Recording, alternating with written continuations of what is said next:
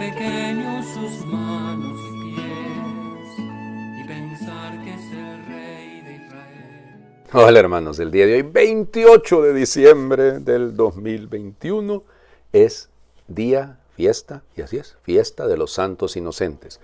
La tradición nos sostiene que efectivamente, si somos lógicos, o sea, si seguimos la lógica del asunto, si el niño ya había nacido, si los magos ya habían venido, y entonces los magos los celebramos normalmente el 6 de enero, entonces realmente la matanza de los niños en Belén tiene que haber ocurrido después de la llegada de los magos y la huida de la Sagrada Familia hacia Egipto. Entonces, por lo tanto, y aquí cuidado, no estamos ante un hecho que conmemora un acontecimiento histórico con todo el rigor de la palabra, porque no tenemos pruebas históricas de la matanza.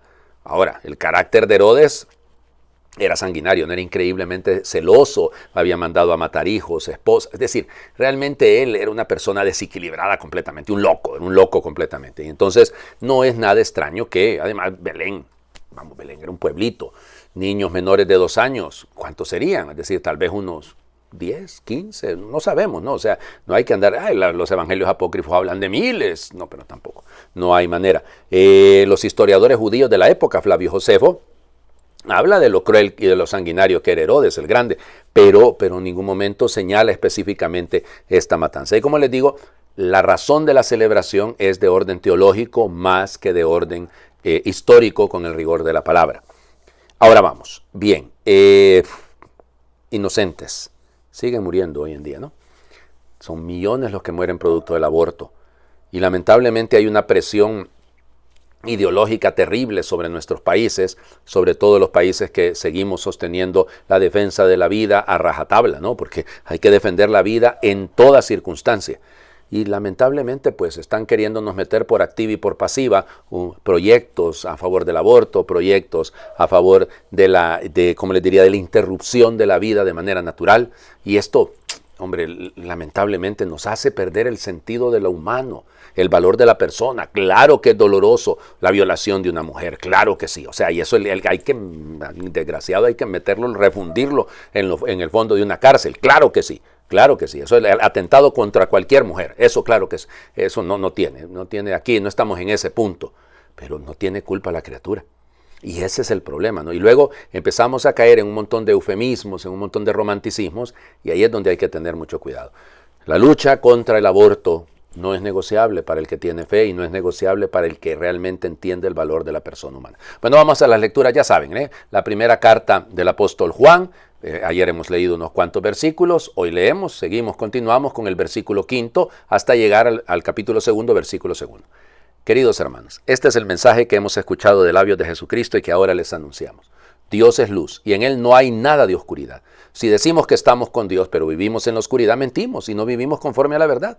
Pero si vivimos en la luz, como Él vive en la luz, entonces estamos unidos unos con otros. Y la sangre de su Hijo Jesús nos purifica de todo pecado. Si decimos que no tenemos ningún pecado, nos engañamos a nosotros mismos y la verdad no está en nosotros. Sí, por el contrario. Confesamos nuestros pecados. Dios, que es fiel y justo, nos los perdonará y nos purificará de toda maldad. Si decimos que no hemos pecado, hacemos pasar a Dios por mentiroso y no hemos aceptado verdaderamente su palabra. Hijitos míos, les escribo esto para que no pequen. Pero si alguien peca, tenemos como intercesor ante el Padre a Jesucristo el justo, porque Él se ofreció como víctima de expiación por nuestros pecados, y no solo por los nuestros, sino por los del mundo entero. Palabra de Dios, te alabamos, Señor. Vamos, continúa el paralelo con el prólogo de San Juan. Continúa el paralelo en el sentido precioso de hablarnos de Cristo como luz, ¿ok? Y Él vence la oscuridad, en Él no hay nada de oscuridad. Entonces, de esa luz que ilumina, esa claridad que permite ver las cosas totalmente, que anula cualquier cosa contraria a Dios, entonces nos damos cuenta que si nosotros vivimos en la oscuridad, mentimos. Y algunos podemos vivir en claroscuro, ¿no? Así, jugando a que estamos en la luz, aparentando estar en la luz, pero realmente viviendo una oscuridad terrible, y eso es grave. Y luego, lo otro es el elemento que el que vive en la luz, el que vive directamente iluminado, vive en la unidad, unidos unos con otros. Dice, piénsenlo por un momento. ¿Qué es lo que nos aleja de los demás? El pecado. El pecado, es decir, si yo vivo en la oscuridad de mi egoísmo, de mi vanidad, de mi soberbia, estoy de esa manera provocando una distancia con los demás. Es decir, mis faltas, los pecados, es que evidentemente puede haber pecados cometidos contra mí mismo, pero realmente el pecado grave, los pecados graves son en relación con los demás. Bueno, por eso no hay luz, por eso no hay paz. Y luego viene, desarrolla esta idea tan preciosa, ¿no? El apóstol nos habla de que si decimos que no cometemos ningún pecado, a mí me ha tocado alguna vez que viene alguna señora, padre, yo me vengo a confesar, pero yo realmente no tengo pecados. Y yo, ¿cómo que no tiene pecado? Lo más chistoso es cuando le dicen, no es chistoso, no me malinterpreten, no me estoy burlando, sino que a mí me hace, y luego nos reímos juntos cuando yo les digo, ¿cómo que no tiene pecado? Sí, padre, me dicen, los pecados normales. Entonces digo, ¿cuáles son los pecados normales?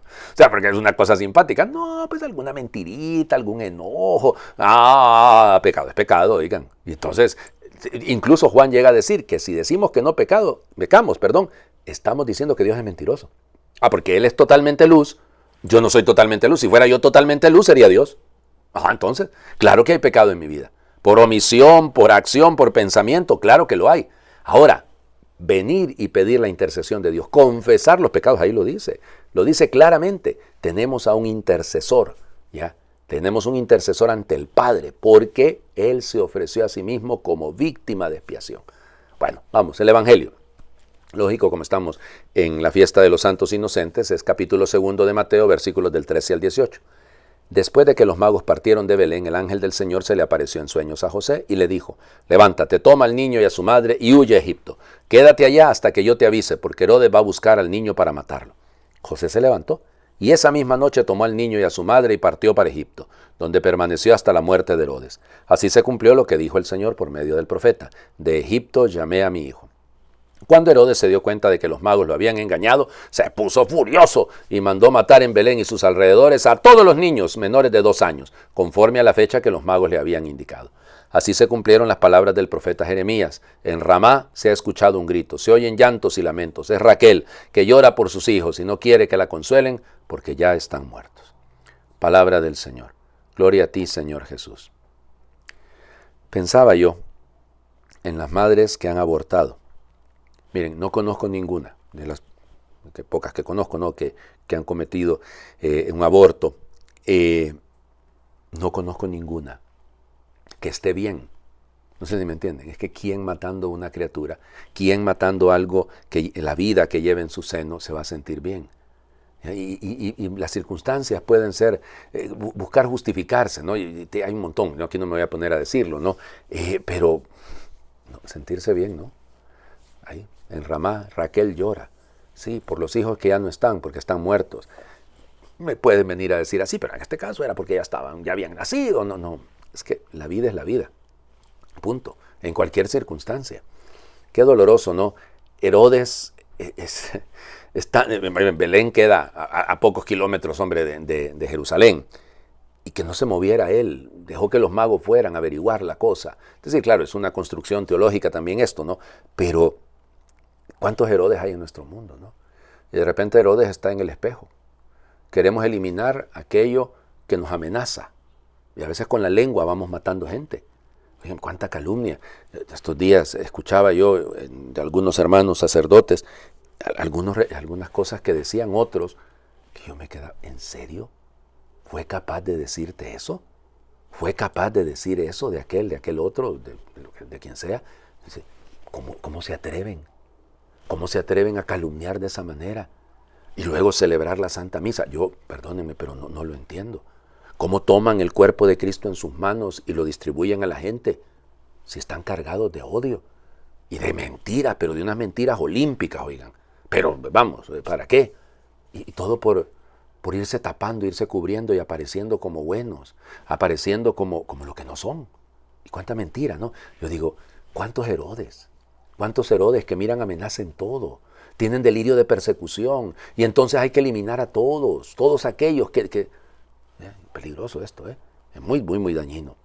Por eso creo que rescatar de este evangelio es la actitud de José. Inmediatamente tomó al niño y a su madre esa misma noche. Hay que hacer la voluntad de Dios. No hay que estar esperando. Para mañana, para luego es tarde. No. Vamos. Hay que hacer la voluntad de Dios. José no habla. José no le dice ahí al Señor, pero es que no tengo pasaporte, no tenemos dinero, ¿de qué vamos a vivir? Vámonos. La voluntad de Dios es la voluntad de Dios. ¿Cuánta falta nos hace? aprender a vivir en la voluntad de Dios. Les invito a hacer oración. Señor, contemplamos tu bondad y tu ternura en la pobreza y humildad del portal de Belén, y nuestro corazón se llena de paz y alegría. Pero hasta la ternura a veces es mal recibida. Herodes te recibió con miedo y violencia. Tu bondad resultó peligrosa para muchos y acabaste colgado en el madero de la cruz. Nos parece increíble, pero esto sigue pasando. Muchas personas que aman son incomprendidas porque su bondad supone una denuncia de la maldad, porque preferimos la mediocridad a la santidad. Señor, no dejes que otros paguen mis temores y enfados. Perdona el mal que hacemos a muchas personas buenas. Danos fuerza para compensar con amor nuestros errores y para defender a los santos inocentes de este tiempo. Amén. El Señor esté con ustedes. Y por intercesión de los santos inocentes, les bendiga Dios, que es Padre, Hijo y Espíritu Santo, y su bendición descienda y les acompañe siempre. Aquí entre nosotros, lo más grave de esto es que este día se utiliza para hacer bromas. Se le llama inocentadas, a costa de la dignidad de niños que perdieron la vida. No creo que sea correcto bromear con una cosa que es tan seria. Feliz martes para todos.